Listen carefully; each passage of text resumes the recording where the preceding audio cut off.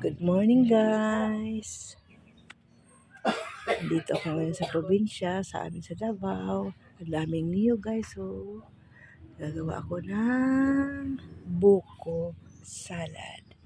Ito yung sabaw ng niyog na isang pitsil. Tapos ito yung kinain ko buko. Guys, araw-araw ganito sa probinsya.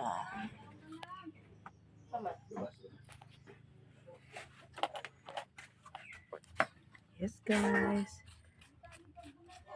puro presko dito sa Davao.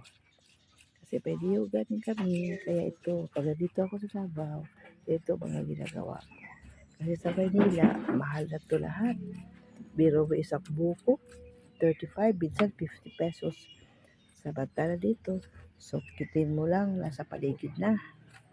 Maya-maya, pagkatapos dito, lagyan ko to ng biscuits, orange, gatas, na kondensada.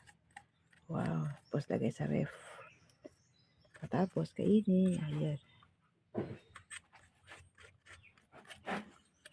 Dito sa probinsya, pasipag ka lang.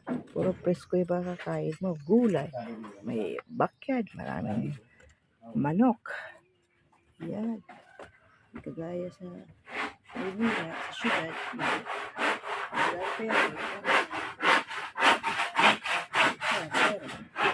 Pero gusto mong kainin.